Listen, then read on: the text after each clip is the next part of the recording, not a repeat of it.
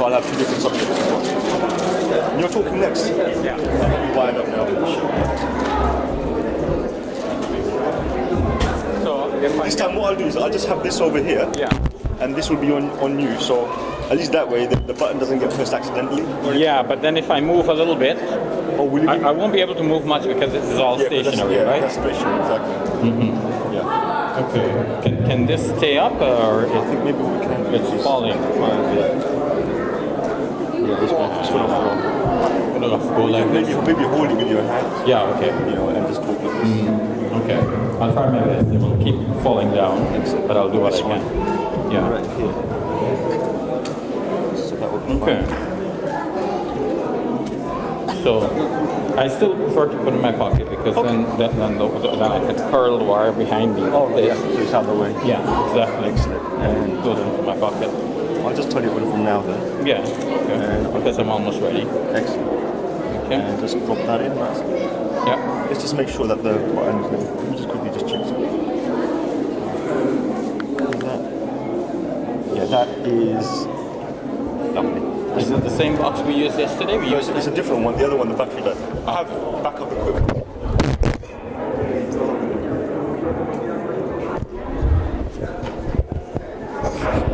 So this microphone, like it's stable. It's pasted in here. It cannot be taken out. Spaced it out. Okay. Because certainly Imam Siraj is going to want to take it out. Yeah, probably get it out. Assalamu alaikum warahmatullah. Alhamdulillah rabbil alamin wassalatu wassalamu ala sayyidina Muhammad wa ala alihi wa sahbihi ajma'in. We'll inshallah continue our program now with the presentation of Dr. Shabbir Ali.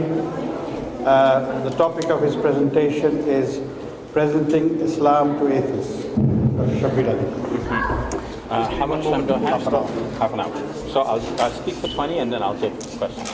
Dr. Shabir, No, let's do the camera. Don't worry. There are more questions. can you give me like 20 seconds before you Sure. Sure. just get yourself in a position?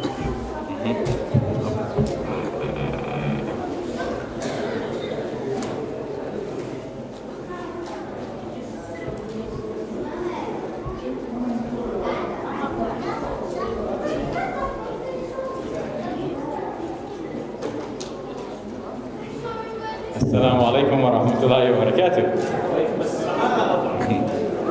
Some of you are still eating, and that's fine. Let me begin by praising Allah Azza wa Jalla. Are you ready? What, you want me to clap right here? Okay. Okay. In today's media age, we are controlled, right, by the media. The media has become the message. Let me begin by praising Allah. Alhamdulillah, wa salatu wa salam ala Rasulillah. Today, I want to talk about how to present Islam to atheists. And I would like to get your questions relating to this subject as well, so I won't speak for my entire time allotted. I'll speak for about 20 minutes or less, and then I'll take your questions. So let me make sure that my timer is where I can see it. Okay. Atheists are naturally going to ask us, prove to us that God exists. For the Muslim, it is not necessary for you to prove to anyone that God exists. You know that God exists. You're praying to Him, you're fasting for His sake, you perform Hajj, you read the Quran, you know that He exists. Now, there is a principle known as the principle of belief conservation.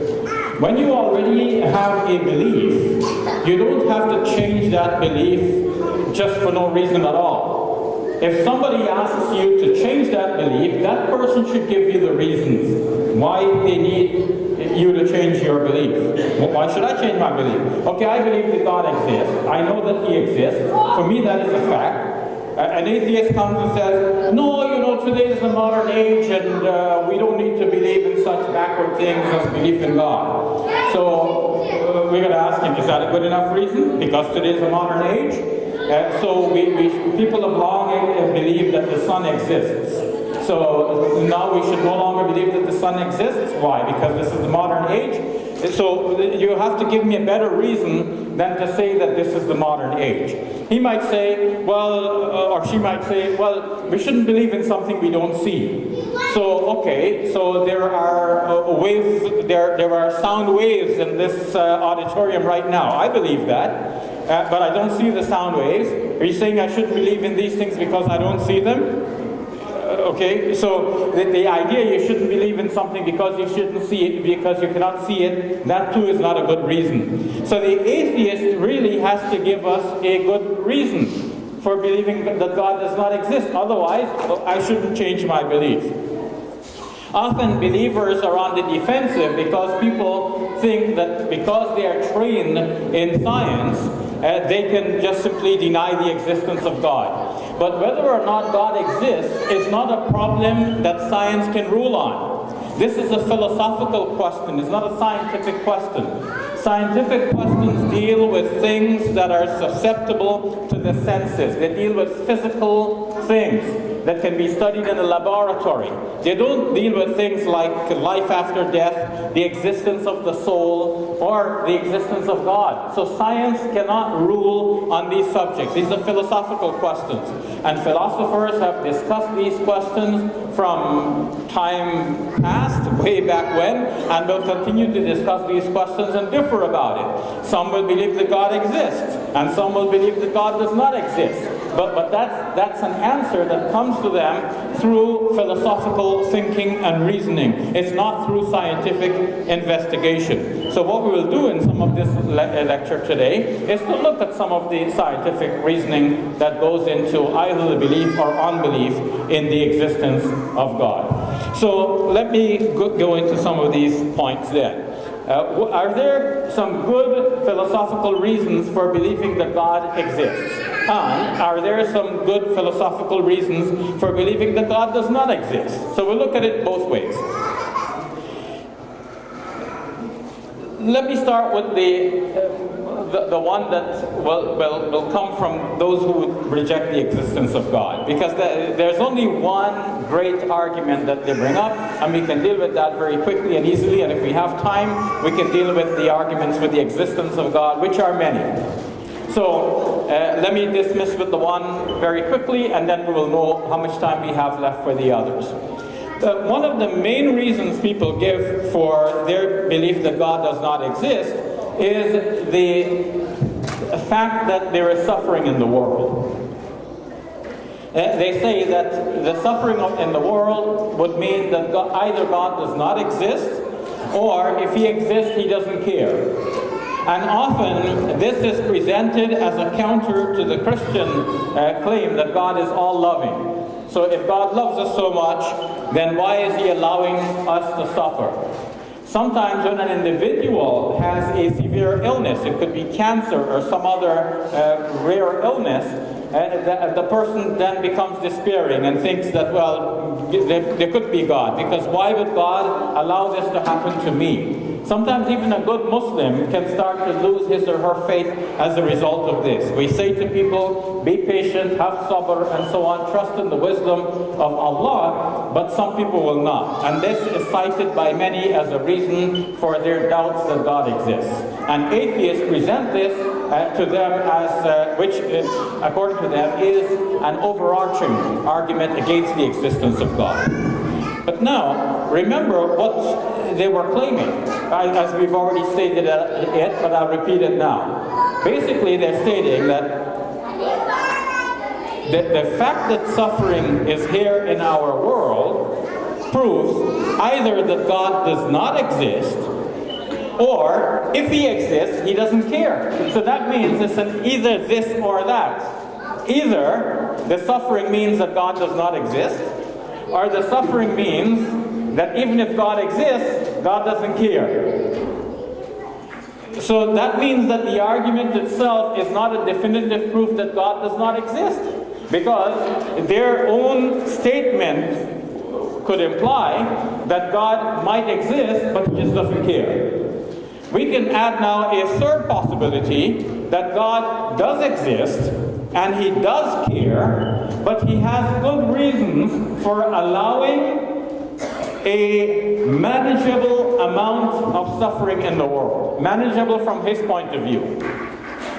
A manageable amount of suffering in the world. So what do we mean by this? In our view, Allah allows for Satan to exist. Satan will cause a lot of problems, inspire people to do a lot of wrong. But Allah has him under his control.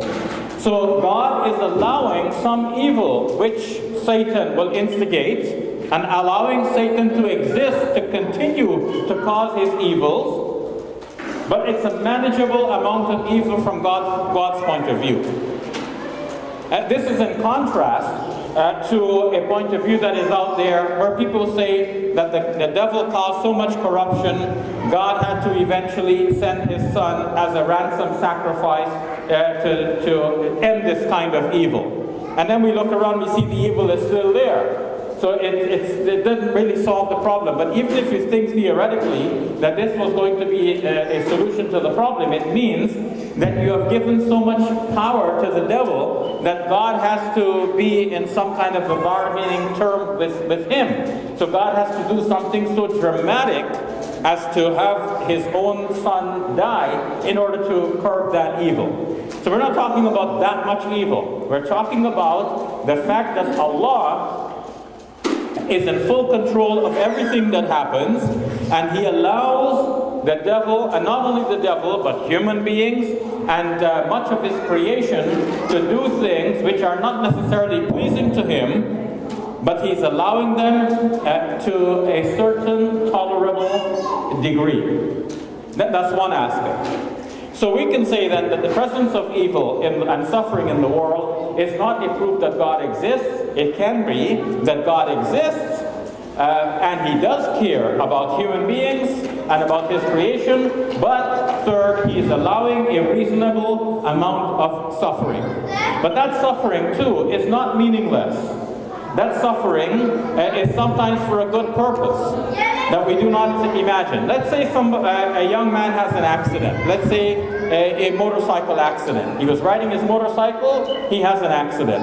Now we might say, this is terrible.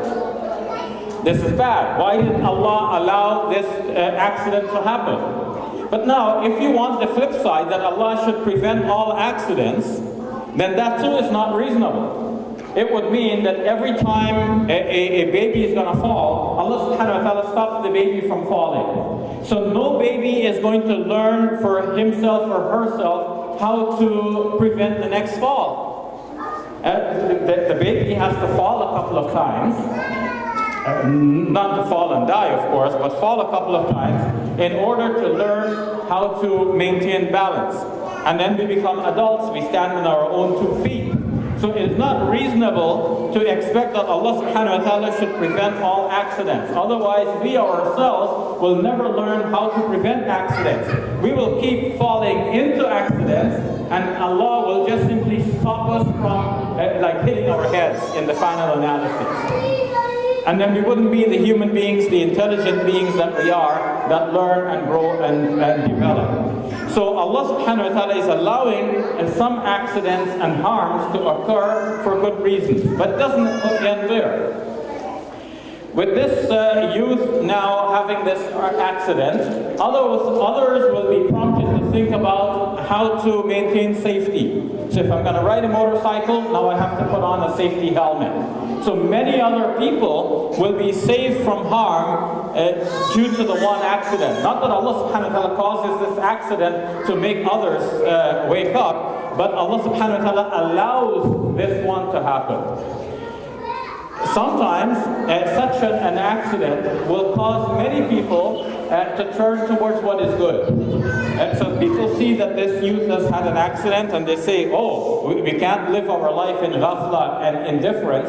We have to realize that we are not in control. Other elements are in control, and we need the help of God. We can't think, okay, we're human beings, we're great in our modern world, we can now neglect and deny God. When people see that somebody is suffering, they start thinking, well, wait a minute, we need God. And they're thinking that we need God, and they're turning and changing their life towards God will now mean their eternal happiness in the life hereafter. Whereas that person who has now turned as a result of this accident might have been heading towards the hellfire. But now, because of this accident, that person turns towards what is good and gets eternal happiness in the life hereafter. So somebody suffers temporarily in this life by an accident, and many others turn towards eternal happiness as a result of this. So ultimately, is this event good or bad? It is obviously good, because it leads to a lot of more good. But you might say, okay, all this good that has occurred still doesn't mitigate the fact that this individual has suffered harm. Allah has allowed the harm to fall on this individual for the benefit of so many others.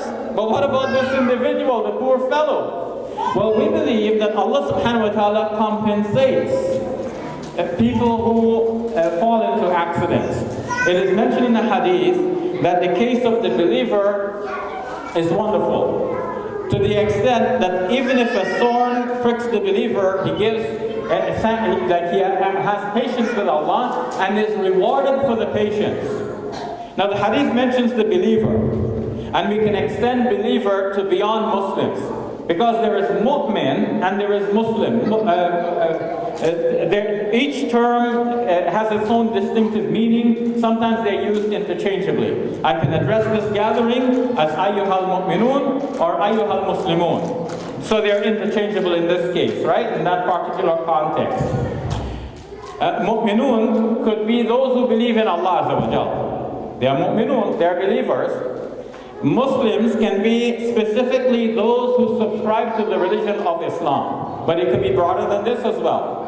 It could be anyone who submits to the will of Allah Azza wa Jal. He's a Muslim because the word Muslim means submitter. So sometimes we use a term in its more restrictive sense, sometimes we use it in its more general sense. If we use it Muslim in the term restricted sense of the followers of our Prophet Muhammad sallallahu alaihi wasallam, this ummah, then what about the believers who came before us? We wouldn't call them Muslims in that restricted sense. We might call them Muslims in that general sense. Certainly we can call them mu'min. They are believers. So the disciples of Jesus alayhi salam can say, Fashhad bi annana Muslimun, bear witness that we are Muslims. And Allah subhanahu wa ta'ala says about the people of the book who are sincere, when they hear the revelations given to the Prophet sallallahu alaihi wasallam, they say that bear witness that we are believers. So they are mu'minun. So when this hadith says that wonderful is the case of the believer, it could apply even to a non-Muslim believer in God. He gives thanks to God for good things and exercises patience in the face of calamities and adversaries. That person will be rewarded in the life hereafter as well.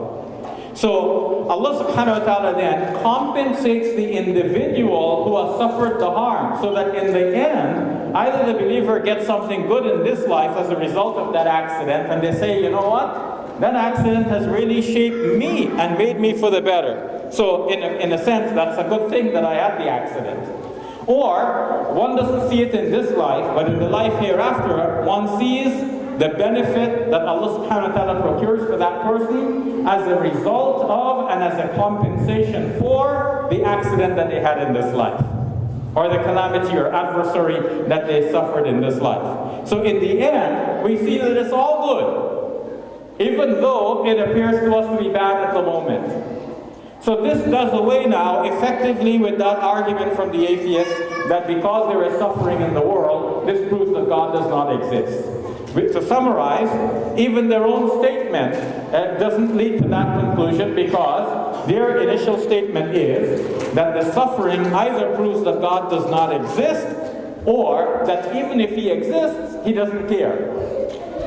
And we have shown that there is a third possibility, that He exists, He cares, but He allows some tolerable level of suffering for His good reasons. And we have explored some of these reasons, and we can't claim that we know all of the reasons. We don't claim to know the mind of God, but by exploring it the way we have done, we have eliminated the argument entirely. And now I must say that after this, the atheist does not really have a good argument to prove that God does not exist. Now, what about arguments to prove that God does exist? I should very quickly preface my proofs by saying that they're not the kind of knockdown proofs that people might expect when we use the term proof. It's not like a mathematical proof. Here is 2 and here is another 2 and therefore we have 4 here altogether. That's a mathematical demonstration, and that's a 100% certain proof. Most things in life are not proven by mathematical certitude or to the level of mathematical certitude. I know my mother, but I've never done a genetic testing to prove that this is my mother. I just know her, that's my mother. And nobody can convince me otherwise. Now, if somebody brings me scientific proof that shows that this is not my mother, then okay, I will have to conclude maybe I was switched at birth or something like this. I don't know how it happened, but obviously this is not my mother. I hope that that never happens, because I want to remember my mother as my mother. But if it's so, I cannot deny the proof that is ahead of me. But at the same time, in the absence of such proof, I should not deny the knowledge which I already have. See? And that knowledge is not proven by certitude. It's proven by my long experience of knowing that this person is my mother. Okay. So, barring aside mathematical proofs, what are the good arguments? I can only list them very briefly and come back to them in the Q&A because I want to hear your questions. The first argument I would offer is what philosophers have called the cosmological argument for the existence of God. You don't have to remember this name, but the name is coined from the fact that the cosmos, the entire universe, exists. And this requires an explanation. The best explanation for why this universe exists is to say that God created the universe. If you take God out of the picture, there is no explanation for why it is here. Somebody just has to say, well, it's here. And okay, so how did it get here? They say, we don't know. But that's not a scientific answer. So one cannot claim, because of my science, I don't believe in God anymore, because you're now talking non-science.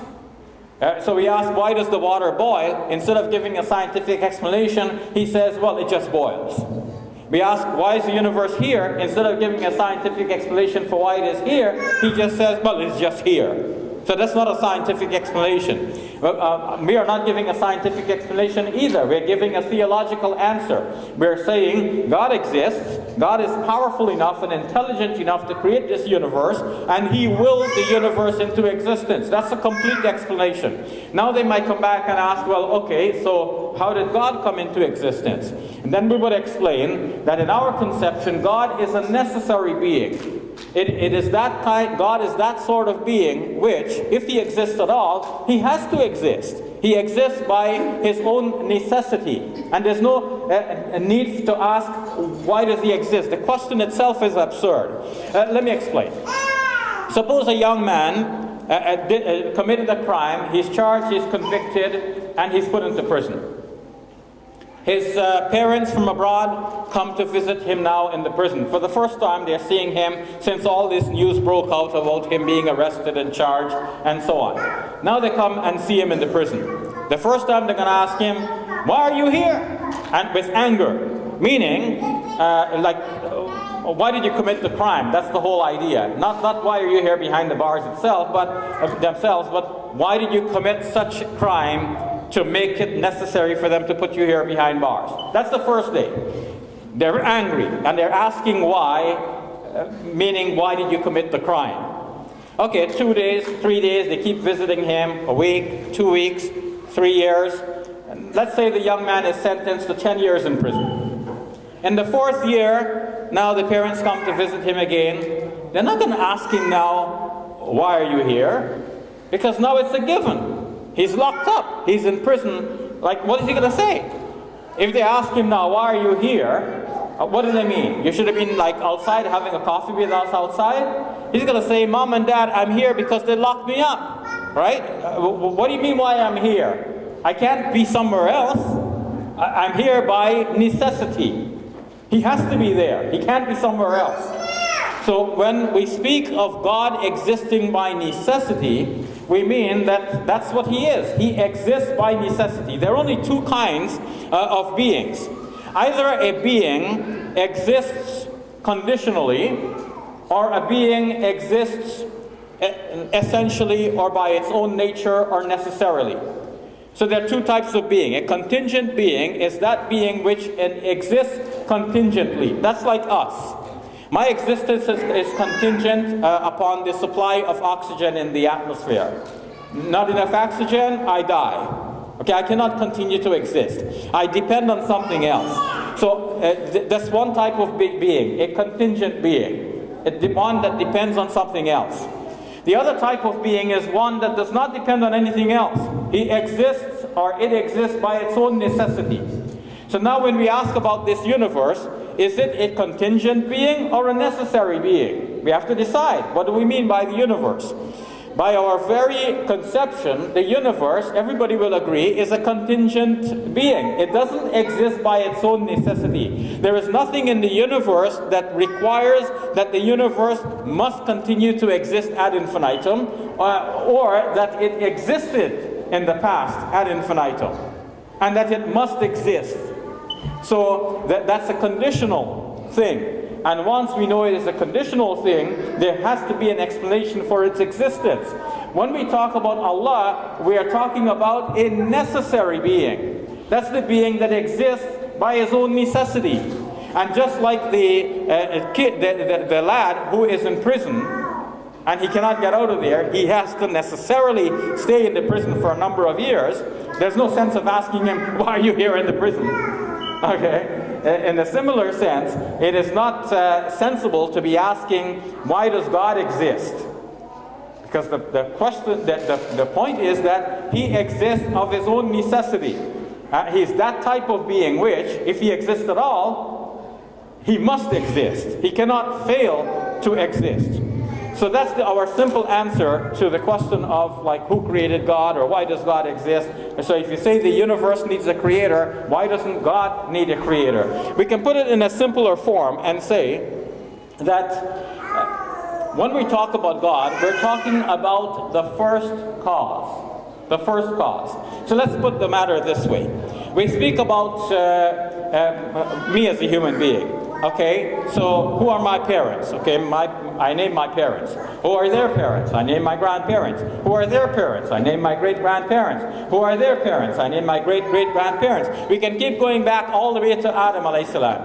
Unless you have some first parent somewhere, you cannot have me. Right? There has to be a first parent. Now, if we come to the first parent and we ask, okay, so who is the parent of this first parent?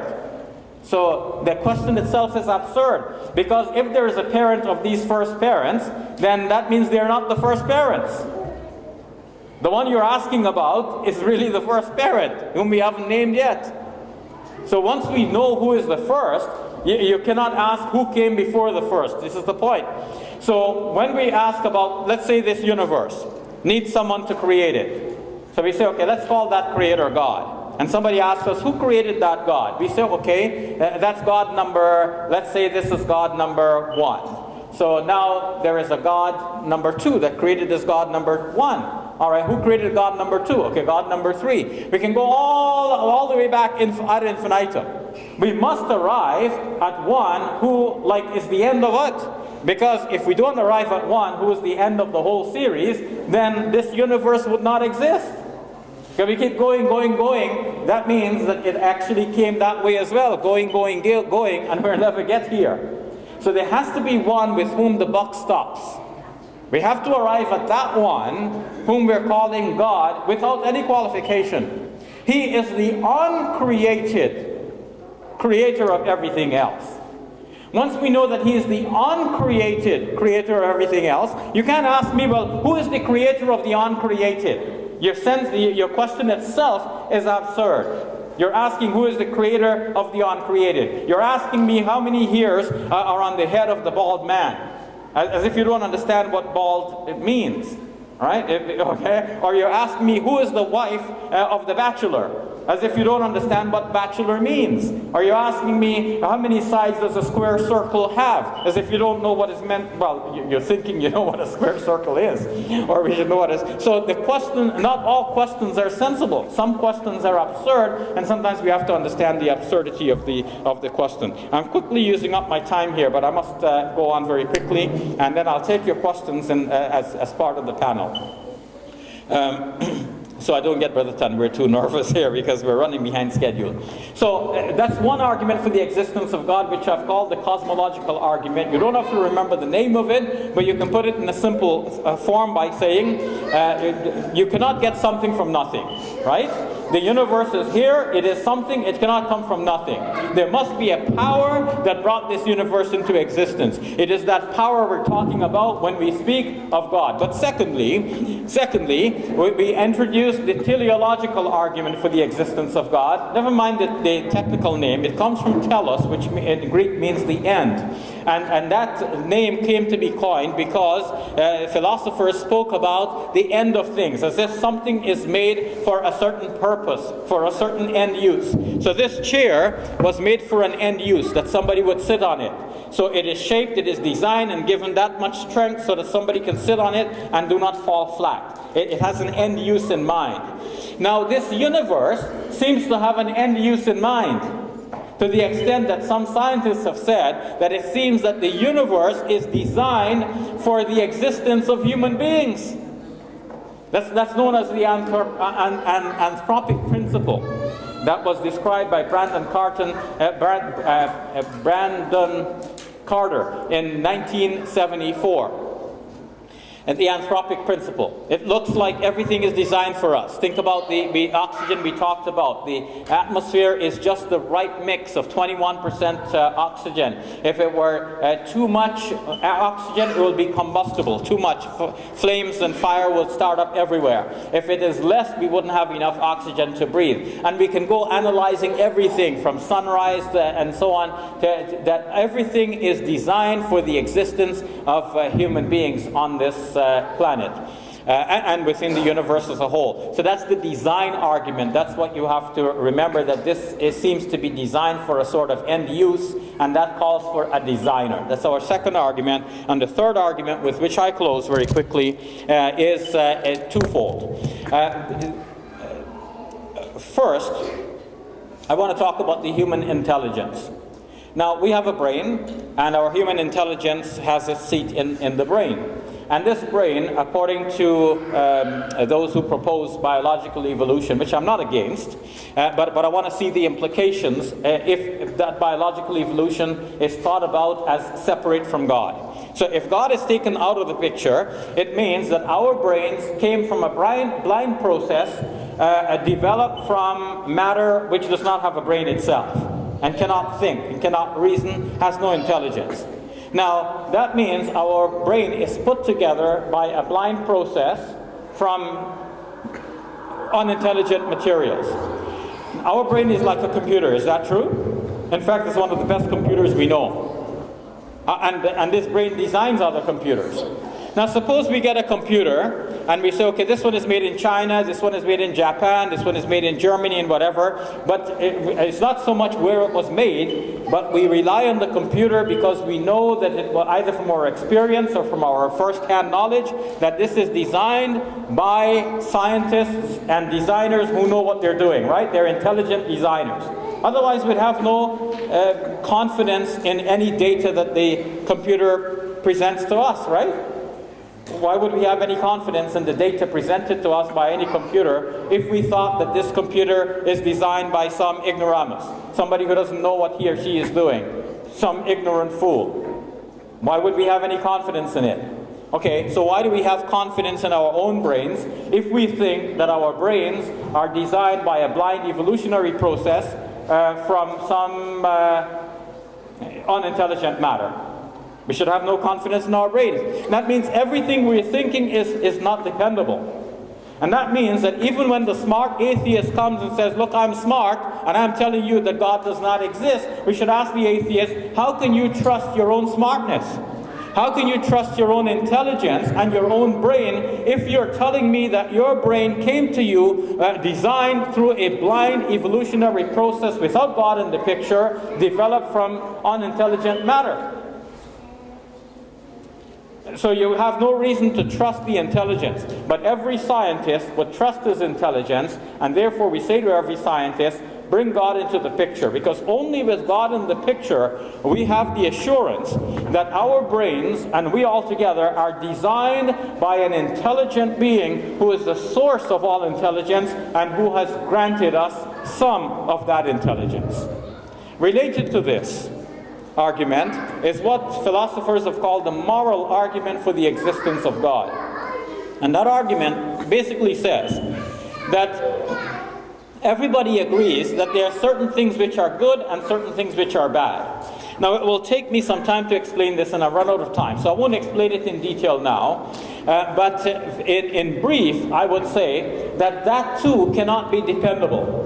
I'm not asking about the specific things that some people say are good and some people say are bad. Like, let's say I put up two drums here, two barrels.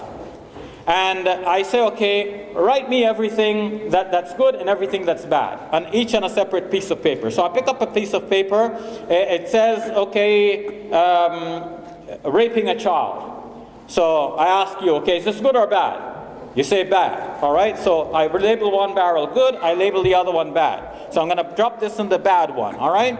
So I pick up another one, and there is a statement here, and I ask you, is it good or is it bad? You say, okay, half of you say good, half of you say bad. So I say, okay, this one is undecided, so I'm going to leave this aside for the moment, okay? I pick up another one.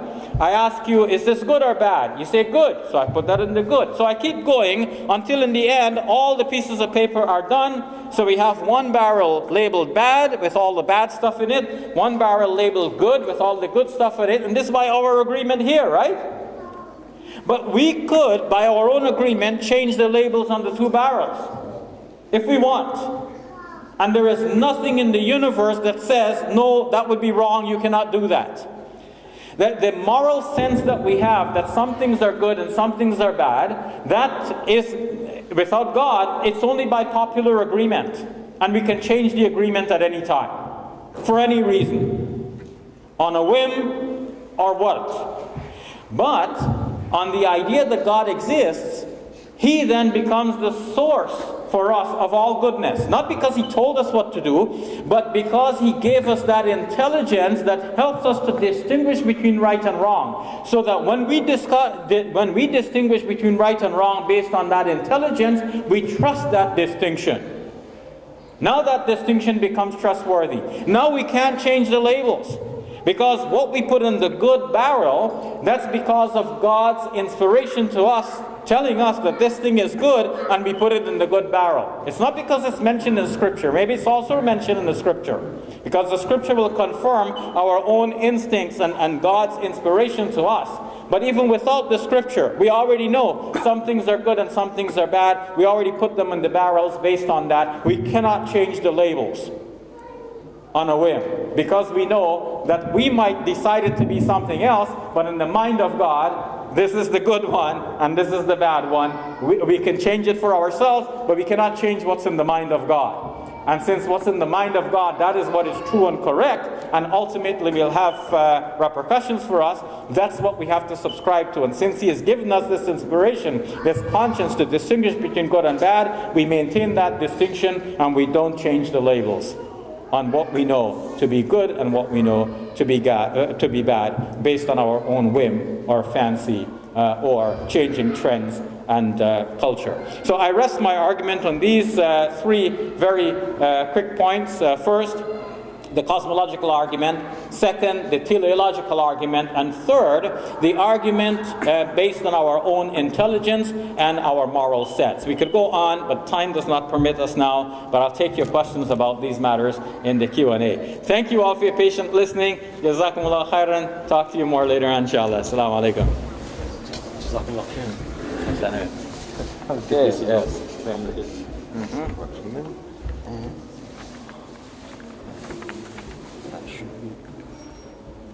This time the good news is it's recorded. Yeah. Excellent. I'm just going to sit in the audience so I can enjoy Sheikh Ahmad Suraj's talk.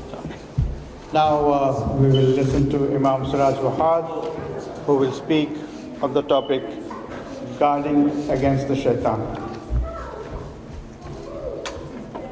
You open this one? I use this one. This one, I'm gonna record the microphones for Which one are you doing? for the This is for the record. yeah, for the video. What about this? That's for the people so they can hear. So you can't. That doesn't You go gonna into the undo that? microphone. Yeah, we're gonna get some. Can we get? I think I'll get the brother to get. Assalamu alaikum. Which one do I? This one. I can't hear it. They can hear it. Yeah, They can hear it. they can hear it. So I just can't do it.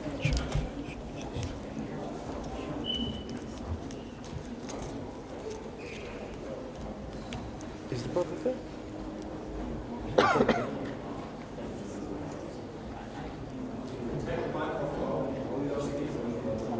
Oh, is it? Oh, if they take the mic, the speakers won't work. Oh, okay. Okay. Open it up a little bit.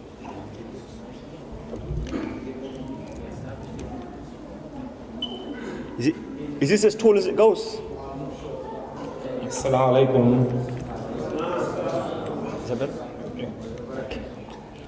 Bismillah ar-Rahman ar-Rahim. Alhamdulillah. Ashhadu an la ilaha illallah wahdahu la sharika lah.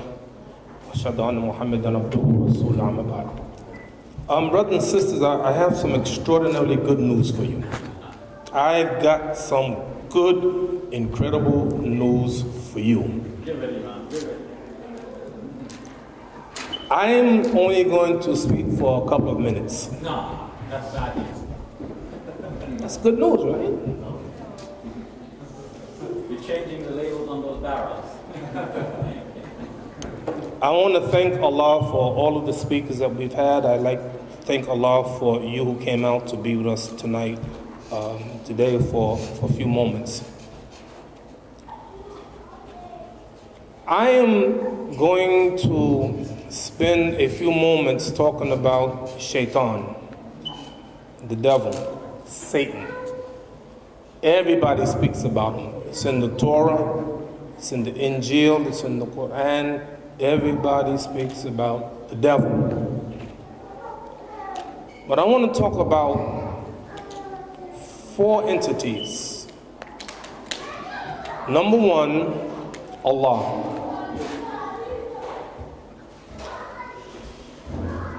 Because if you're going to talk about Shaitan, you have to talk about Allah, the Creator. One day I'm sitting in my office and I'm reading this ayat from Quran. وَمَا تَسْقُطُ مِنْ وَرَقَةٍ إِلَّا يَعْلَمُهَا.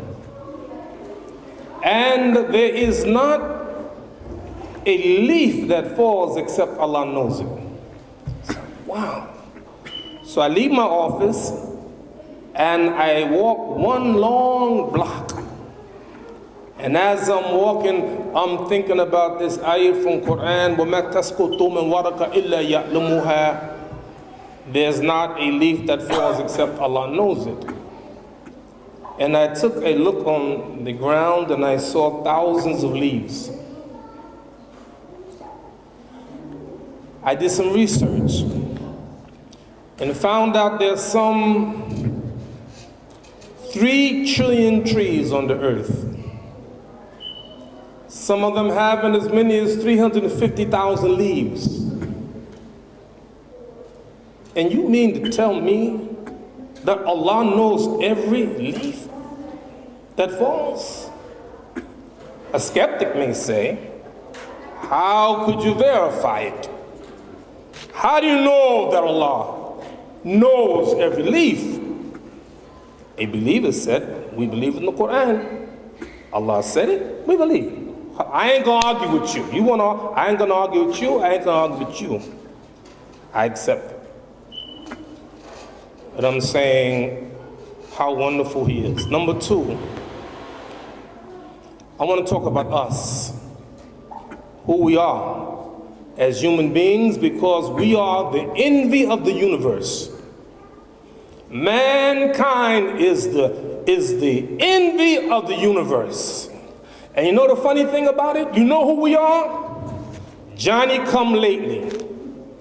Mankind is Johnny come lately. Everything was here by the time man was created. Everything was here. The universe is there. The earth is there. The angels are there. The jinn are there. Everything is there. And then here come Johnny come lately. Human beings. And even though human beings are the Johnny come lately, we're the last thing in the universe. Allah makes us special. So he says in Quran, لَقَدْ قَرَمْنَا بَنِي Adam. We have honored the children of Adam. Who? You. النَّاسُ كُلُّهُمْ بَنُو Adam وَآدَمْ مِنْ تُرَابٍ. Mankind, all of them are the children of Adam, and Adam was created from the dust. Would you like to see a spectacle in the universe? I want you to picture this. Sheikh, how many angels you think in existence? How many? Countless. فَسَجَدَ الْمَلَائِكَةُ كُلُّهُمْ أَجْمَعُونَ. And when Allah ordered the angels to bow down to Adam, God's first man, every angel bowed down to Adam. Did Jibril bow down to Adam? The angel of death? The angel of the mountains? All of them. How incredible. What about this man? How many people on earth? About 7 billion? 7 billion people on the earth, and every one of them have a unique fingerprint. Our fingerprints are not the same. Number 2, there is an imam in Medina who's famous for imitating 100 of the best reciters of the Quran. I met him. And when you hear him recite the Quran, you would think it's your favorite reciter. And even though he has that ability, every human being have a unique voice. Experts can tell. Number 3. Shabir Ali, he was looking at my notes one day. He said, Imam Siraj, how you read that? Don't be making fun of my handwriting. I don't like that. And really, did you know every human being have a unique handwriting? Experts can tell. And the last one, maybe you didn't think about. Every human being have a unique smell. No two humans smell the same. If you don't believe me, go to Surah to Yusuf. Yaqub said, I smell the scent of Yusuf. Everybody have a unique smell. How do you know it? When a prisoner escapes, Allah reveals in Quran, Alam taraw anna Allah sakhara lakum ma fi samawati wa ma fi al-ard. Don't you see? Allah has subjected in the heavens and earth everything for you, man. And who do we have? We have dogs who have a sense of smell millions of times more sensitive than human beings. So all you have to do is take a shirt, let the dog smell the shirt, and that dog will go exactly to the owner of the shirt because our smell is unique. How many of you ever been to Australia? Sheikh Jamal, Shabir? I love Australia. You know something about Australia? When you land in Australia, there's a sign, I don't know if you saw it. The sign said, warning, you may not want to go back home. Yeah, man. Yeah, man, Australia, you gotta go to Australia. So me and my wife, we get off the plane, go down the baggage claim to get our luggage. And we noticed that there was a security man smelling my wife's luggage. And I know that the security man with the dog is looking for something, one of three things. Number one, they're looking for drugs. So I started looking at my wife. Or they're looking for explosives. I started walking away from my wife.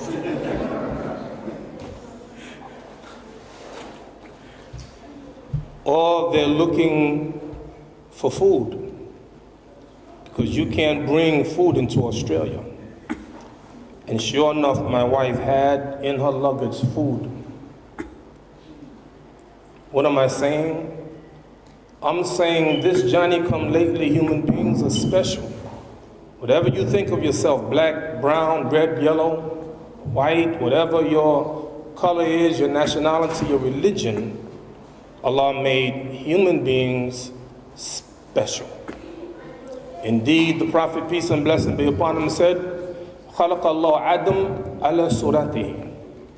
And Allah created Adam in his image. Don't go crazy. لَيْسَ كَمِثْلِهِ شَيْءٍ. There is nothing like him. Allah is special category.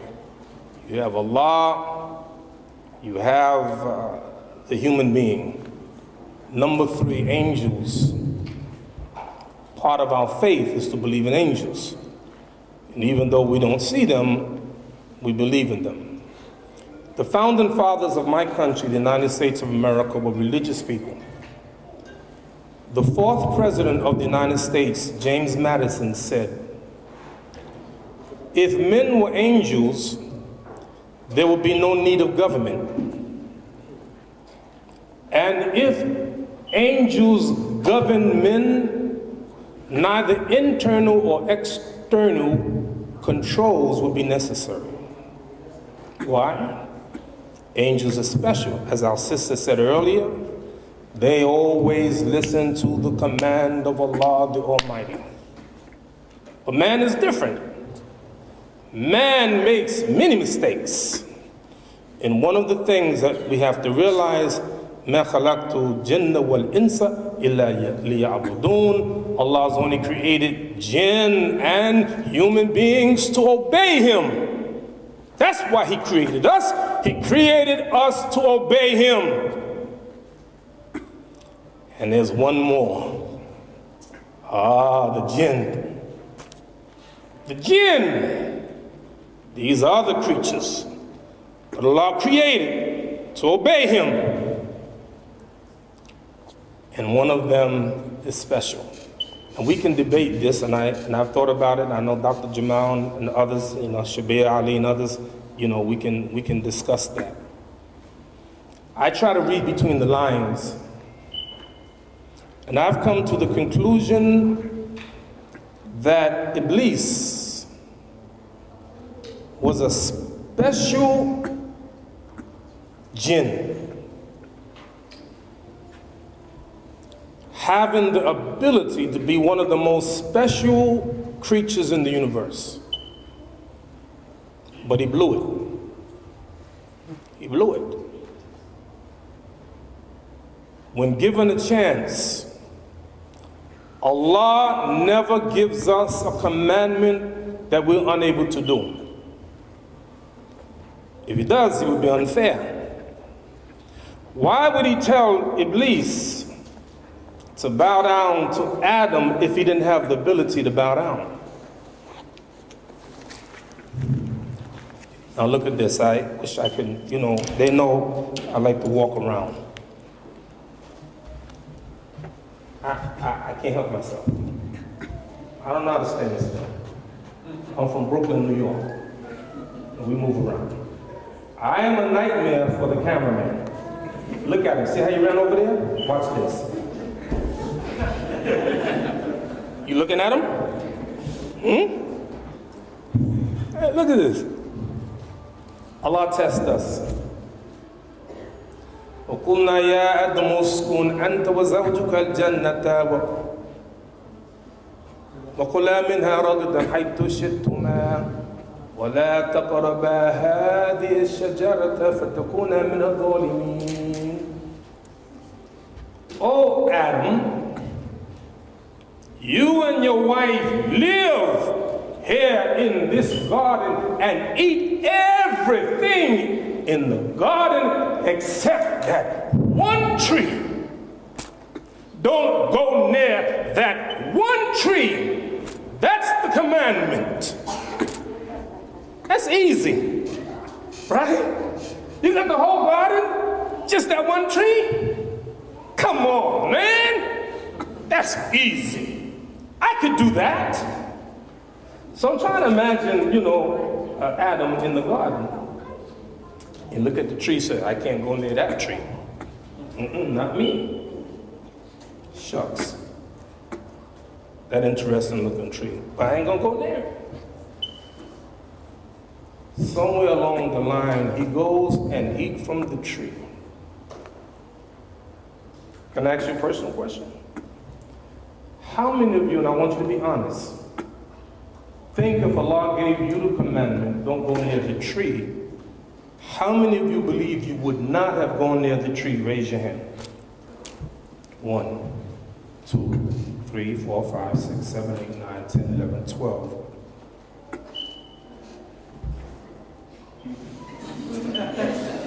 How many of you think you would have gone and eaten from the tree? Raise your hand.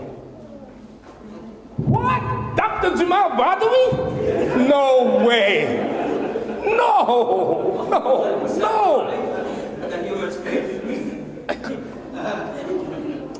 And you know what? All you got to do is think. Every one of us commits sin, including the one standing before you.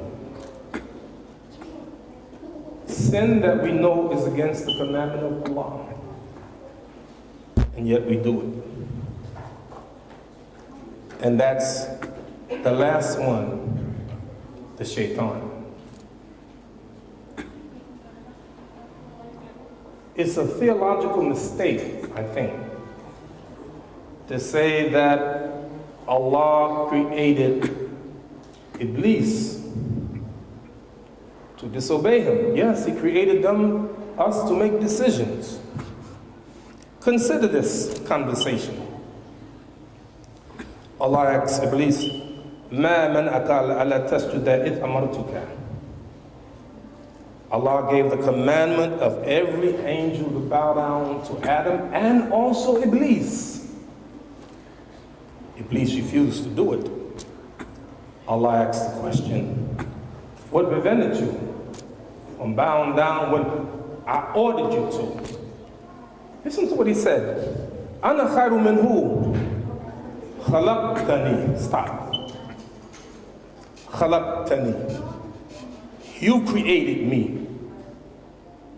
You created me. You, Allah, you created me from fire.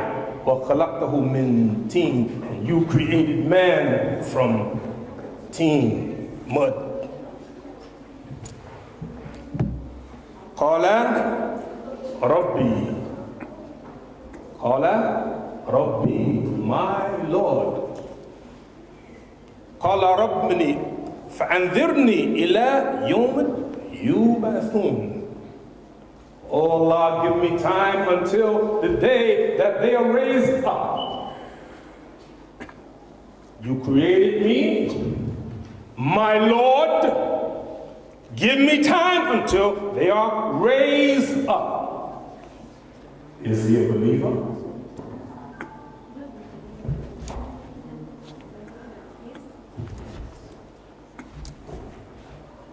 How many say yes, he's a believer? So we have two scholars, different. Oh, he ain't abstaining, man. I know him. How many say he's a believer? Raise your hand. Or not a believer, I'm sorry, not a believer. Come on, man. Well, you asked me to answer? Of course I want you to answer. Yeah, well, I would say he knows that Allah exists and Allah is his Lord, but he's not assenting to that. See? أبى واستكبر وكان من الكافرين. He disobeyed, and he was a kafir. You know why? Because Allah is not asking us the mere existence that He exists. He's not asking us that. He wants something more than that. He wants us to worship Him. He wants us to obey Him. So don't give me your platitudes that, He exists. No, there's something more that He expects from us. How many of you believe in Shaitan? Raise your hand. Believe that he exists. You see? So you always have a wise guy in the audience. You see, the key is never say you believe in Shaitan. You don't say, Amantu bi Shaitan. Amantu billah. Wa rasulihi. Wal malaika. You believe in Allah, the angels, but you don't believe in Shaitan. You bear witness to the existence of Shaitan. And there's a difference between believing in Shaitan and recognizing the existence of Shaitan. You don't believe in him. He's real. Shaitan is real. So from the very beginning, some innocuous commandment, just don't go near the tree. Ain't no big deal. I'm going near the tree. Ain't no big deal. Really? Do you see what happened as a result of going next to the tree? You see something about Allah subhanahu wa ta'ala? Every commandment that Allah give us is for our good. If we do it, it's for our good. And if we do the wrong thing, the disobedient thing, if we do it, we're going to be hurt by it. Now, cigarettes. I'm going to ask you a fatwa. I want a fatwa from the audience. How many of you say smoking cigarettes is halal? And don't be afraid, we're not going to do nothing to you. If you think smoking is halal, raise your hand.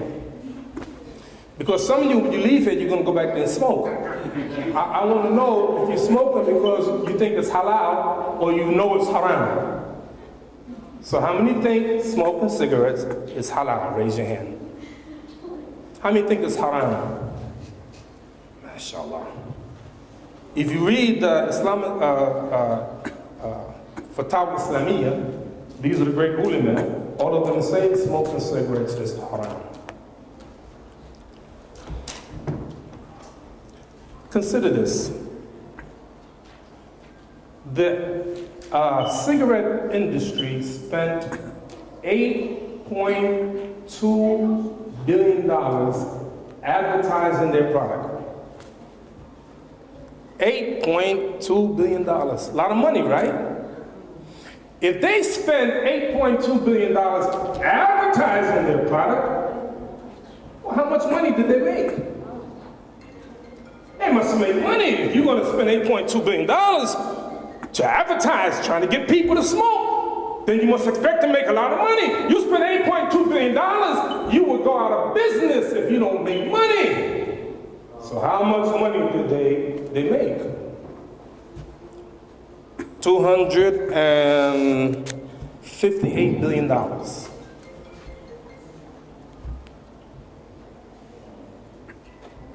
Is smoking cigarettes legal in UK? What's the age limit? What's the age limit? 16. 18. Same in the United States. 15. No? 15. 16. Okay. In the United States, 90% smokers start before the age of 18. Alcohol industry spend $2 billion a year to advertise their product. How much do they make? Over $200 billion. Makes sense. They do it because they want to make money. That's the motivation. They do it to make money. Illegal drugs. Do you know that people on the planet Earth spend more money on illegal drugs than they do on food, clothing, housing, education, and health? Illegal drugs. There was a man 6 feet tall, my height, was on every kind of drug you can imagine, and he was on drugs for 30 years. He got sick and went into the hospital. He had gotten down to 60 pounds. 6 feet tall, 60 pounds in the hospital. And the doctor told him, you better call your family members, you're not gonna make it through the night. He asked the doctor to leave his room. He said, I want to talk to somebody who knows. And he said that day he called on Allah. That was about 25 years ago. If you look at him today, he's a picture of health. How do I know it? He's in my community. 2 years ago, he said, Imam Siraj, I want you to come with me to my, we call it being sober for 20-something years. And I went with him. He was so proud that Allah blessed him to stay off the drugs. It makes sense. People sell drugs to make money, sell cigarettes to make money. But in my conclusion, this fella, Shaitan, he doesn't do it to make money. Why would you bother Adam in the garden and stop him from obeying Allah? Instead of helping him not to go near the tree, you encourage him. You whisper, go and do the very opposite of what Allah has commanded. Why? And this is the crazy thing, this is my conclusion. You know, Shaitan is really petty. He's miserable. His whole objective in life is just to get us human beings to go into the fire with him. He's making $1. You know they say misery loves company? No big goal, no big deal. I'm doing that so that I don't be in a fire by myself. Petty. I would like to call to the stand, ladies and gentlemen, I'd like to call to the witness stand Shaitan. Will you hear his testimony? You don't want to hear his testimony? You don't want to hear the testimony? Tell me why. Tell me. He's a liar. Why should we want to hear the testimony of Shaitan? It all depends on timing. Timing is everything. You know the last words of Fir'aun before he died? Inna minal muslimin, I'm one of the Muslims. Al-an, now? You want to do it now? You want to believe now? You want to believe in the God of the children of Ben Israel? You want to believe now? It's too late. Let me tell you something about Shaitan. There's some clues here and there. The next time, go to Kitabu Iman, Muslim Hadith. Shaitan now is a private moment. He says, whenever the son of Adam recites sajda in the Quran and he prostrates, Shaitan runs away in seclusion, yabki, crying, woe is with me. He was given the commandment to prostrate and he prostrated. فَلَهُ Jannah. For him is Jannah. And I was given the commandment to prostrate, and I refused. Wali and Nar. For me is the hellfire. Why you want to call Shaitan? Because قَالَ الشَّيْطَانِ لَمَّا قُضِيَ الْأَمْرَ. That's it. Now it's been the affair, now it's open, it's finished, no more pretense, you don't have to trick no more, you don't have to lie no more. Allah promised you a promise of truth, and He kept His promise. I promise you and I deceived you, or I broke my promise. Don't blame me, blame yourself. I have no power over you. I just gave you dawah. I called you, and here you come. So brothers and sisters, what are we gonna do against Shaitan? I leave you with two things, two recommendations. Number one is the remembrance of Allah. To fight against Shaitan is the remembrance of Allah. Can I be honest with you? We all have our trials. You know, one Muslim told me, he said, Imam Siraj, if Allah bless me to go to Jannah, all I want to do is smoke me some weed. You know weed? And this person was an imam. We got weakness. Sisters, can you give me 1 minute? I want to talk to the brothers. Just 1 minute, okay? Brothers, answer the question. They can't hear us. This is between you and I want an honest answer. How many of you like and are attracted to women? Raise your hand. Okay. That one brother not raising your hand, I want to talk to you after the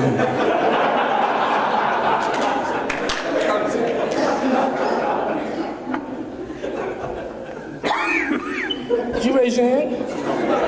Huh? I'm not in the audience. Oh, you're not in the audience? Hey, man, listen. I understand. I have not left on you a trial greater for the man than the women because of the natural attraction. Ain't nothing wrong with that. No, Allah created you for that. There is a natural attraction. When these young sisters, when they were young and they were playing ropes, you know, they be jumping the ropes, right? And somebody said, look at that boy. They said, yeah, a boy, yeah. But they ain't saying that no more. They said it when they were real young. They ain't saying that no more because there's a natural attraction. Allah created us like that.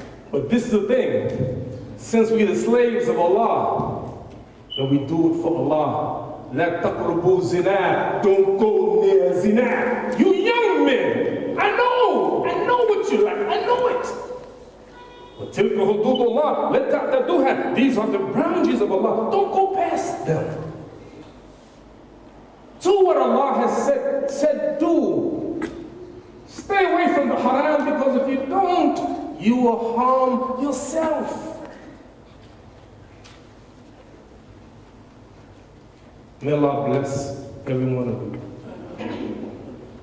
to make it to Jannah. May Allah forgive all of you your sins. Because we commit sin, we're going to commit sin. But Allah is so great. And one of the most striking things in the hereafter, Allah will say, Shafa'atil malaika, the angels have interceded. وَالنَّبِيُّونَ and the prophets. وَالْمُؤْمِنِينَ وَالْمُؤْمِنُونَ وَلَمْ يَبْقَ إِلَّا أَرْحَمُ الرَّاحِمِينَ. The angels have interceded, the believers have interceded, prophets have interceded, there's none left. And then the prophet said, Allah, alayhi salatu wasalam, Allah Ta'ala will take a handful of people out of hell that never did any good and put them in Jannah. Now, these two scholars here, I'm going to ask your opinion. A handful with Allah, how many? How many? Must be countless. How many? You don't know. You mean to tell me Allah gonna take an appreciable number out of hell and never did any good? وَلَكِنَّ اللَّهَ يَفْعَلُ مَا يُرِيدُ. Allah does what He pleases.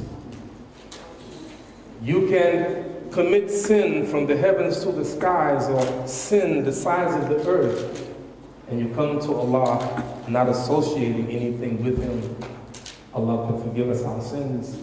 Ask Allah's forgiveness. Ask Allah, He will forgive you. But you know, do it now. Don't wait, my young brother.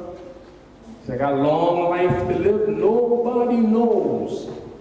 Nobody knows in what land they're going to die. Nobody knows what they're earning tomorrow. No one knows what land they're going to die. So do it now.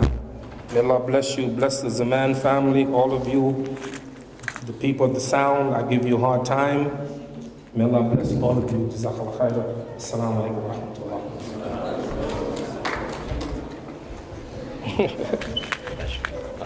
It's the side. How do you, oh.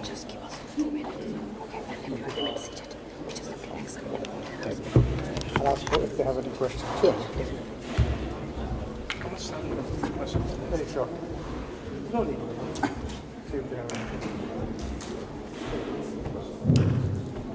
If you have any questions for the scholars, you could please pass it over to here and scholars will reply to it.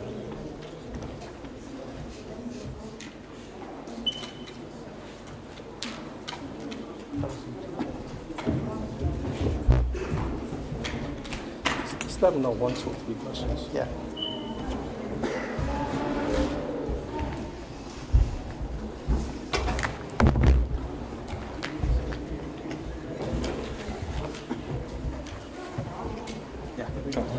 Wherever you like to sit. Go ahead. That's okay.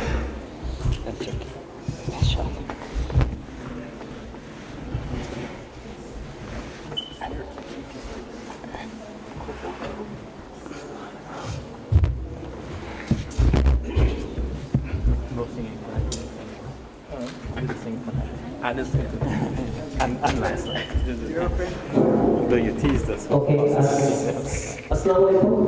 Brothers and sisters, before the question and answer session starts, may I just give you a lot of thanks for coming in and making your effort. May Allah Ta'ala give you lots of reward, inshallah, and then be with us. And you know, there's a lot of thanks, I don't know how to express. It goes towards our speakers.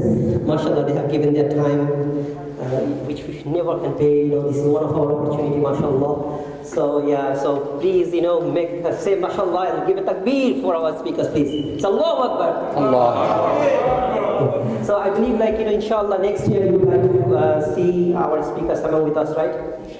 Inshallah. So, but you know, like sometimes we actually struggle because we need support from you in regards to volunteering, in regards to, you know, informing other people. This is really sad that, you know, we had more than 100 people registered. Unfortunately, not even 40% turned up. So this is really sad. So inshallah, you know, we'll appreciate. And there are some books on your way out. Please take as many as you can, and then give out to your friends, colleagues, and then, you know, help you know, spreading the message of Allah Subhanahu wa Taala. And if you have any question, be prepared. And, you know, always we have a strong team here. Inshallah, they will cover. Thank you. Jazakallah khair.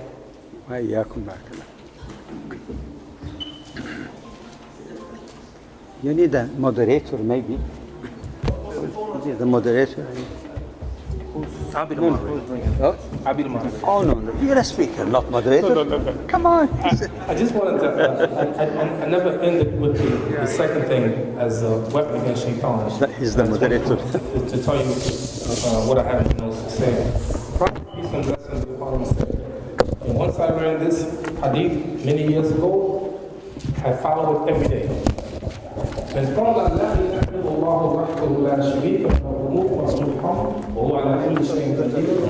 Whoever says this 100 times a day, Allah will give them. You have to go to the mic to of freeing 10 slaves. You have to go to the mic to Give 100 good deeds, take away 100 bad deeds, and protection against shaitan until the kingdom. La ilaha illallah, there's no God but Allah, wahdahu la sharika lahu, is one, there's no partners, this is the kingdom. وَهُوَ عَلَى كُلِّ شَيْءٍ قَدِيرٌ, He is powerful in all things. Say that with conviction every day, and that's the result. Okay. So if we're going there, then I should point this towards the person. The moderator. If no one has a pen and paper to write on your questions, please feel free to come towards the audience, and we'll do the we'll repeat the questions for you. Is that okay? Yeah. Yeah, you can. Yeah.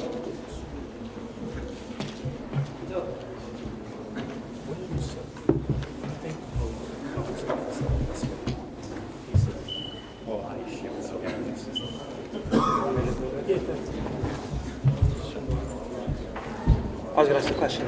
Oh, okay, okay. Sure, go ahead. Yes, because to write it down would be Okay. Okay. Sure. But let me deal with this one that somebody already. Stay with this. Stay with this. Okay. So this is a question that somebody has written. As Muslims, are we allowed to call or address others with nicknames? We've already seen from one of the speeches today by Dr. Mustafa that the Prophet ﷺ called Aisha radiallahu anha by some terms of endearment. So if it's a term of endearment, then this is acceptable. If it's a term that like demeans the other person, this is not acceptable. In fact, this is specifically prohibited in Surah Al-Hujurat, the 49th chapter of the Quran. Yes, brother. Assalamu alaikum, brothers. Yeah, it's a long question, so I didn't really want to write it down. Basically what it is, we do da'wah with our channel, and we have shahadas, mashallah, and we end up with people who are in relationships with non-Muslims. So for example, I think we've got 3 brothers at the moment who have girlfriends, and they were like proposed to be married as well, and weddings and all this kind of thing. So right now, it's kind of gone at the moment. Okay. Now, my question is, we know Dr. Jamal Badawi spoke about the people of the book, and people are saying to me they can marry them as long as they're people of the book, which means they're Christians. But if they just believe in God but they're not religious, they can't. This is opinion I've heard. Now, my question is, if someone's a Christian, true Christian, believing Jesus died for his sins, and that Muhammad is not a messenger of Allah, but they can marry them, but somebody who's been brought up in, say, in England, who has had Christianity knocked out of them through the dogma, they can't marry them. So, 2 questions. First thing, who are the people of the book, which is being referred to, who they can marry? And second thing, let's say, for example, due to their upbringing, these girls are basically atheists, if you like. Not atheists as in staunch denying of God, but the fact that religion is pretty much of a joke here, that they've never had any conviction in religion. And they're too scared to jump on the bandwagon of Islam right now. So the situation is this, they're with them, and the brothers now have a situation where, what do they do? Fair question. Yeah, because I always say this, do nikah, personally, because pillow talk is softer than kitchen table talk. But I just want to hear from you guys some advice for them, because they're actually probably watching now as well. So inshallah, it'll be fantastic. Jazakallah khair. Alhamdulillah, salatu wassalamu ala rasulillah wa ala alihi wa sahbihi. First of all, I'd like to clarify so that there be no confusion. I'm not saying you as a source, but some people may, that there is a very limited concession of marrying outside of Islam. And according to the ayah in Surah Al-Ma'idah, it is permissible only for men to marry a believing woman of the people of the book. Why? If you give me half an hour, I can give you lots of possible reasons for that. But if we stick to the, again, Iman, that this is the word of Allah, some people argue, no, it's not in the Quran. But in fact, they don't understand the Quran when they say that. Because linguistically speaking, it's well known for anyone who knows even basic Arabic, that masculine plural apply to men and women. So when Allah says, "O believers," even though it appears to be masculine plural, it applies to men and women. So there is no sexism, as they say in the Quran, always talking to men. No. However, the feminine plural is only for women. Only for women. And when Allah says today, in Surah Al-Ma'idah, today lawful things has been permitted unto you. The people of the book is permitted unto you, of course, provided it's not haram in itself, like pork. And your food is permitted unto them. Also, and then it uses only the feminine plural. وَالْمُحْصَنَاتُ, only women. مِنَ الَّذِينَ أَمَنُوا, of believer women. وَالْمُحْصَنَاتُ, and that's just women. You cannot say men and women. So those who argue that it doesn't exist in the Quran, it exists clearly unless someone doesn't know what they're talking about. And this is confirmed also by the opinion. I put opinion after the Quran, obvious, but has been consistent. I don't know of any other Shaz opinion. Some people who, all kind of things that are not really firmly based on the Quran and Sunnah. Leave the condition or why aside, but let us remember even one point, that in the early days of Islam, formative days, those who traveled all over the world to preach Islam were largely men. There might have been exceptions of women, and obviously if they go and not only for a visit and come back with a jumbo jet to visit their families or whatever, they stayed there, they interacted with people, they intermarried with people. If they were forbidden, because there were no Muslims in the places where they went, if they were forbidden even from marrying chaste women of the people of the book, how they preserved their chastity for years and years. And Imam Siraj reminds us that you are only humans. How could you say, no, I'm busy with da'wah, I have no need for women, ever. No, he can't do that. Anyway, this could be, but there are other reasons as well. Reasons I'm not saying stated in the Quran. You can read in the, or think of some of the hikmah, not illah, the hikmah of that. It's not a matter of the discrimination against women, because especially in paternalistic societies in the past and even today, a man can exert a great deal of pressure and intimidate women. I'm not saying it's right, but that's the reality. So he might interfere with her freedom of faith and worship. So this is a side issue, but it's worth mentioning. Now, the conditions as given in the Quran, that's not my word, it's the word of Allah. وَالْمُحْصَنَاتُ. The word muhsanat could mean also people who are already married, okay? But in that context, because actually, if you don't marry someone else who is married to another person, okay? So muhsanat here, in that context, means that chaste people or women of the people of the book. Who are the people of the book? They need unanimity, but not unanimous. That this is a reference to the Jews and Christians. And the term itself, people of the book, is that like Muslims, and that's why they're closest to Muslims, like Muslims, their faith is based on what they believe to be a revealed book. And in fact, yes, part of that revelation is still intact, because the Quran confirmed it. Okay? So that there are some people who said that the Prophet ﷺ also talked about the Magians or Majus. Sunnu bihim sunnata ahl kitab. Treat them as you treat the people of the book. But that's not the complete hadith. Because it says, غَيْرَ آكِلِ ذَبَائِحِهِمْ أَوْ نَاكِحِ نِسَائِهِمْ. That means, but not eating their, zabiha, or marrying their women. So that means then you treat them like people of the book in the matter of financial administrations. Like if the Jews and Christians are paying jizya, you can also impose jizya because they benefit from the services of the state without discrimination. Muslims contribute zakah, they contribute in respect of their religious feeling. You don't tell them pay zakah. Says, what is zakah? I'm not believing in Islam. I don't know what zakah is. No.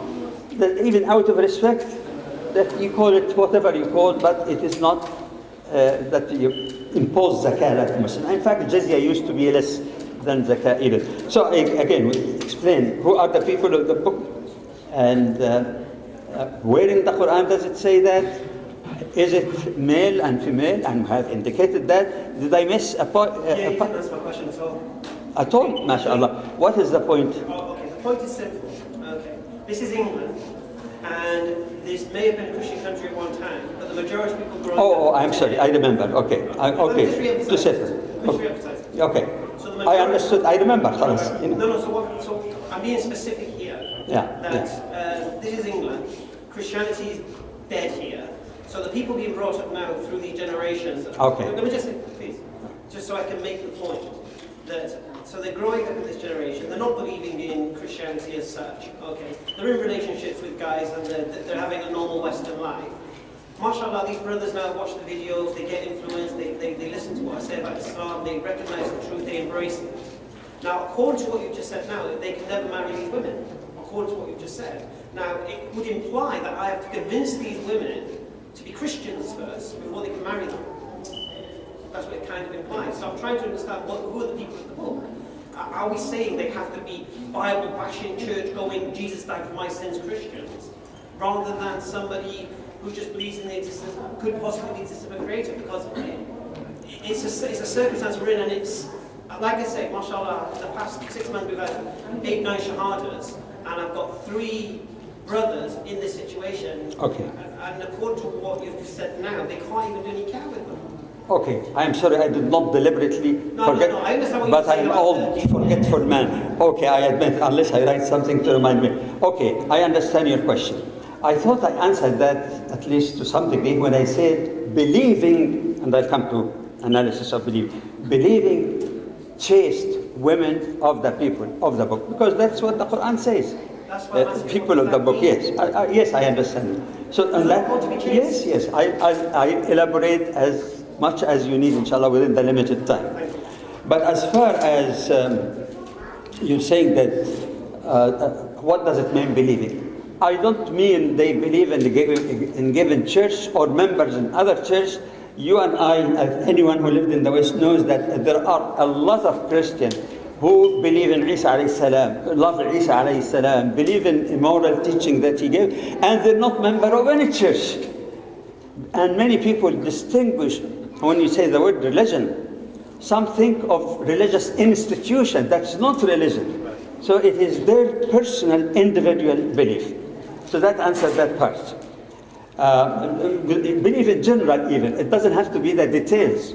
Many people believe in Islam and they're not aware or practicing every part of the faith. Should they be also forbidden to marry? No. As far as the question, who those who repented, well, again, like I always suggest in terms of text, look also at other texts. In the Quran also, speak about all kind of evils, and then it says, إِلَّا مَنْ تَابَ وَعَمِلَ صَالِحًا فَإِنَّهُ يَتُوبُ إِلَى اللَّهِ مَتَابًا. That except for those who really make sincere tawbah to Allah subhanahu wa ta'ala, then Allah subhanahu wa ta'ala will accept them. In one ayah it says, those who did that wrong and sincerely repented to Allah, فَأُولَٰئِكَ يُبَدِّلُ اللَّهُ سَيِّئَاتِهِمْ حَسَنَاتٍ. These are the ones that Allah will change their wrong deeds into hasanat even. Look at the grace of Allah subhanahu wa ta'ala. And there have been actually a debate among scholars sometimes about the permissibility of marrying a woman, even if Muslim, who committed, for example, zina. And they base that, of course, as zani la yankih, in Surah An-Nur, 24th Surah. The one who is an adulteress can only marry a woman who is adulteress, or fornication, because the word zina in Arabic carry both meanings anyway. And they said, suppose a person repented. From other evidence also, like the ayat that I referred to, some of them say no, but some say that if they repented, this is a new birth. And especially when you accept Islam, this is another key issue in your question, that a person accepted Islam. And the Prophet ﷺ indicated Islam yajubbu ma qabla. Once a person entered into Islam, no matter what sins were done in the past, this would be blotted from his record. This is what limited knowledge I have, jazakumullahu khairan, and I think we should leave it to the moderator.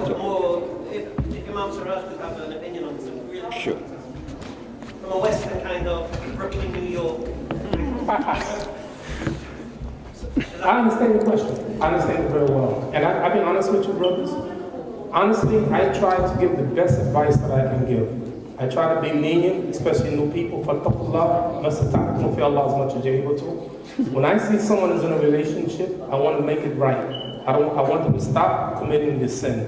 So when they do things and, pushing us in the corner, I would rather them not to continue to make sin and then try to bring them into Islam. We have classes for new Muslims, those who are interested in Islam, we hope that Allah subhanahu wa ta'ala will guide them. Having said that, I think that we should also give the best advice. This is my opinion. I have a problem, and this is a specific case. I have a problem with millions of Muslim unmarried women, and we step over them to go marry a non-Muslim. I have a personal problem with that. Dr. Jamal Badawi said something 23 years ago. I never forgot it. I used it afterwards. He said something. He said to marry a people of the book is a concession, not a privilege. Something like that. An honor or a... By exception, not the rule. Yeah, so I'm saying, I know experience. The Muawiyah, he said, La hakima illa du tajibah. There's no real wisdom without experience. Now on the other side, I have this experience. You married someone who's not you married someone who's a non-Muslim. You have children. How's she going to teach the children? My preference is a Muslim believing woman who loves Quran, loves the Prophet, loves the Sunnah, loves to fast, and we do all of that together. So we try to teach them. I think Brother Mustafa mentioned premarital counseling, and Sheikh Jamal said the same thing. We believe in that. So on the one hand, we're lenient, but on the other hand, we want to give them the best advice that may not necessarily be in their best interest. Maybe they need to stop for a moment and develop the faith a little bit more. Allahu Akbar. Your turn? I mean, I Brother came to me. He's whispering. But I think we should deal with the written question. Yeah, before, pardon? So I'm just letting you know. Again, just for the sake of justice, there are some people who send their written questions and it was received in the very beginning. So I think either we answer them first, which I think would be more just in terms of sequence, or take one written, one from the floor. So let's agree, and we need should I say something? a verdict, first administrative verdict from the organizers. Tanwir Sahib, what would you suggest in terms of sequence? Finish the written first? One and one? Okay. No. Let me just say something about this. Bismillah ar-Rahman ar-Rahim. Alhamdulillah wa salatu wa salam ala Rasulillah. I came up here with a mixture of, on the one hand, trepidation and caution, because my seniors have spoken before me, and if I say the same thing that they said, that would be redundant. No sense in my coming up. And if I say anything different than they said, then this might be perceived as being out of place. So, So on the other hand, I came up because the brother has been asking for each of our inputs, partly because he's not happy with the answers that he's gotten so far. And we're not into fatwa shopping, but sometimes we need to get our doubts removed, and we need to deal with the specific situation on hand. So I don't blame the brother for seeking clarity, but because he's seeking the clarity, I feel the responsibility to say something about this as well. Without necessarily differing with what the previous speaker said, I think picking up on what Imam Siraj was talking about, there is a kind of a range of things between absolutely haram and absolutely imperative. Imperative, that's far. Haram, we know what that is. And between, there's so many grades and shades of things, right? So Imam Siraj is right. If you can marry a Muslim sister, that's obviously best for you, even though many scholars will tell you it's permissible to marry a woman from the people of the book. Why is this best for you? Well, partly because we should not neglect the sisters in our own community and go start looking elsewhere. That is kind of a betrayal to begin with. But more than this, you need somebody who will teach your children Islam, and hopefully that somebody is already strong in Islam. Not somebody that you have to start teaching from the scratch, because the brothers don't see far ahead. They just see the sister that they love at the moment, and they're not thinking, okay, what will happen when I have children? And my children will be taught by a woman who doesn't know much of Islam. And you might have great intentions. I'll teach my children myself. but it's not so easy to work out when you're in a family situation, busy working and so on. Then your children will obviously associate with two sides of the family. Your side of the family, your wife's side of the family. If your wife's side of the family are not Muslims, then your children will have half of their influence from a non-Muslim family. And even though you will make rules about what they can eat and what they cannot eat and so on, you cannot control the influence of thought and idea and so on, all right? So our best recommendation is marry within the Muslim community and marry somebody who's already practicing the religion. So not only they will teach your children, but they will wake you up for the Fajr prayer if you happen to get lazy one morning and so on. So that's the ideal, right? So now, but we still want to know, like, at the end of the day, is something permissible? And we've already seen that, yes, it's permissible basically to marry a woman from the people of the book. But now the definition of the people of the book now becomes a little bit hazy, especially in our present context. And I think this is what gives rise to the present question. Now, we need to step back a little bit and realize the reason why the permission was given in the first place. It's as Dr. Badawi said, men will be in situations they need to get married, and you cannot restrict that beyond reasonable limits. Otherwise, what will be left for them? To turn to haram. So now, in the case of these brothers here that the questioner is asking about specifically, it would seem to me that if we restricted them and said, no, you cannot marry these women who basically are believing women, they believe in God, but they may have a Christian background, but if you ask them now, they may not say that they're Christian, but they're brought up in that culture and context, and they still have some of that root, and they still, in a way, believe in God, though not necessarily subscribing to anything of Christianity. So if we say, no, you cannot marry them, then what are the options that will remain for the brothers? Now, some of them may say, okay, I just want what is best, and I'll wait, and I'll develop myself further, I'll take more classes, and I'll eventually marry a good Muslim sister who's already been a Muslim, who will help me to bring up my children as a Muslim. But what if there is a brother who says, no, well, I really am in love with this particular girl, and she's not a Muslim, she's not a Christian either, but she's a believer in God. Can we say that it seems to fit within the spirit of the permission in the first place that this brother should be allowed to marry that sister? Now, I can't say yes or no, but I can only hope to express the fact that I understand the question and I understand the dilemma. And it's a dilemma that needs to be answered by our senior scholars, such as Dr. Badawi, and other scholars who participate in major world conferences, of which Dr. Badawi is a member as well. I think this question needs to be put to such bodies, and it needs to be studied, and they need to give us a ruling about this, and give it quick, because we have real situations here on the ground. I can answer your question, brother, and say that there are other real situations, and unfortunately our scholars are not coming up with the answers fast enough or public enough, the answers that we need. You may have people who are already married, and one of them reneges from the faith. So what happens then with that particular marriage?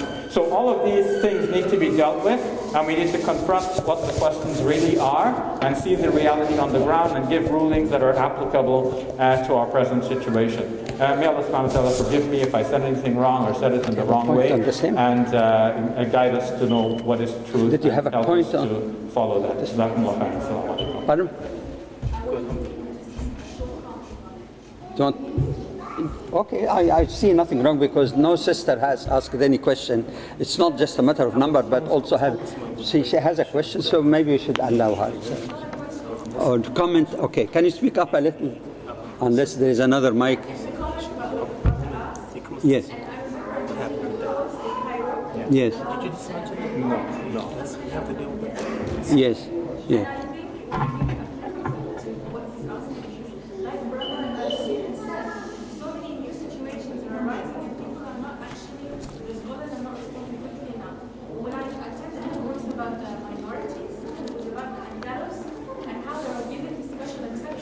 Because of the severity of the situations they were in. So, for example, they were asked to pray without making wudu, or unwudu, because at the time they were being persecuted. I believe that in many countries you have similar situations. We're not persecuted, but the situation is so severe that we should, the fiqh of al-Qadiyyat should be applied. The fiqh of minorities can be applied. So, respond to what he's saying. Jazakallah khair. But I'd like again, for the sake of fairness, we don't keep shifting the blame on the scholars that they're slow or not forthcoming.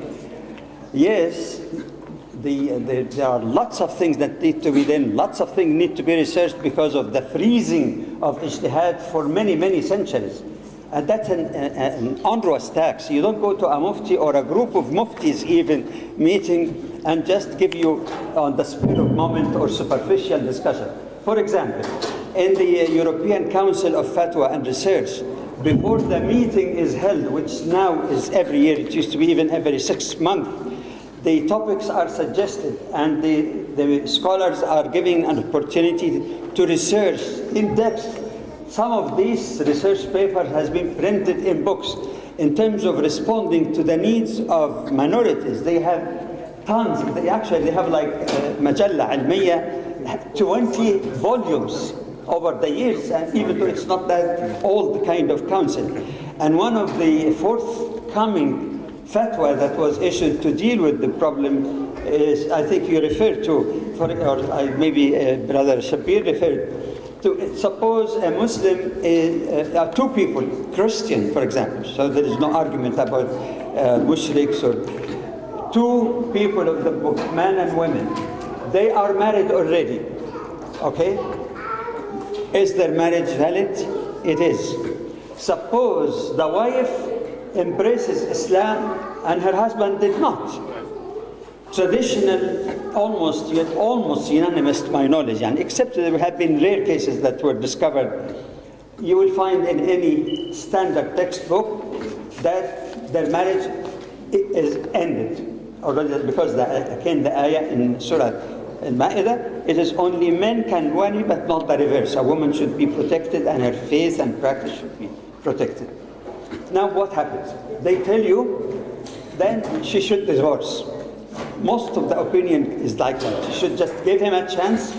Maybe some say the waiting period, like the case of divorce, but then the marriage will be dissolved.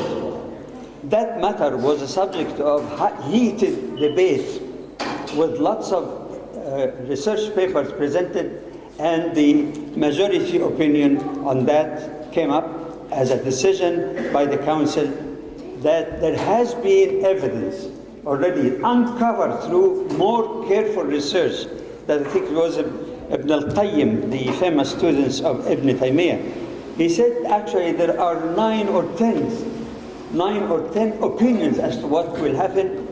What was adopted by the scholar that you accused them that they're not coming fast enough, and that was several years ago, and it's published already in their journal that goes to many Islamic centers. They said no. And that's based on Ibn al-Qayyim, not somebody even just inventing something new. They said, or they chose that opinion that says, if she had some hopes that he will be, accept Islam, then she should be patient, and they didn't say definite period as some other opinions say, and just try to ihsan ishra, to treat him nicely so that he knows that when his wife became a Muslim, there's something good happened in his life. And that was adopted in spite of course, some traditionalists felt it's mukhalafa, but again, fiqh al-aqaliyat is not a new invention, the minority fiqh. It is the same fiqh, using the same rules of fiqh, using the same sources, but applying it in a situation that is different from when this other opinion were given, consider the particularities of the situation. That's why I agree also basically with Imam Siraj, because there may be cases where two choices are not good, but one of them, if it's inevitable, that's another rule. So one of them that's maybe less good, okay, or least harmful. There's a whole fiqh of this weighing argument. So allow me to go on, because you could continue with that until the Islam night. There's some challenging question here. One, and I chose that, the most tough, or the toughest question, even though it's simple, but it appeared to many people. Basically, it says the Prophet Muhammad sallallahu alaihi wasallam, and they refer to hadith sahih actually, and I think it's in Arba'in al-Nawawiyya, that the Prophet ﷺ said, أمرت أن أقاتل الناس حتى يشهدوا أن لا إله إلا الله أو كما قال وأني رسول الله فإن قالوها عصموا مني دماءهم وأموالهم وحسابهم على الله. I'll just translate as close and honestly as possible hadith, and then I'll make a few humble comments on it. One, basically it says, I have been commanded, meaning by Allah, to fight an-nas, people. I'm using the exact term, people, until they bear witness that there is no God but Allah, and that I am the messenger of Allah.